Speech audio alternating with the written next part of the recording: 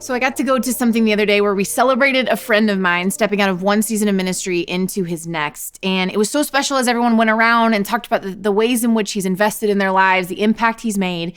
And one person said something that really stood out to me. He said, "Before I met Jesus, I met you." Which not only is so beautiful and honoring of somebody, but what an incredible way to even talk about discipleship. A guy who he's mentored and discipled for so long was able to say, before I met Jesus, before I even knew who he was, I met you, which is what introduced me to Jesus. See, sometimes I think we overcomplicate discipleship. But really, when Jesus talks about going into all the world and making disciples, it's really just as simple as Paul sums it up in 1 Corinthians 11:1, follow me as I follow Christ.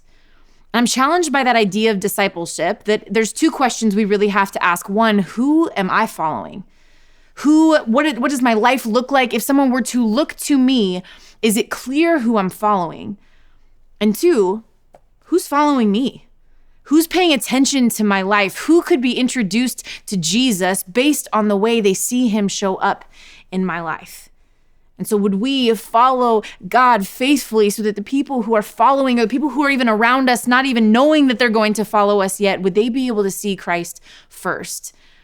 And that maybe one day people in our lives would be able to say, before I met Jesus, I met you. But would them meeting us actually be a part of the process of leading them to Jesus?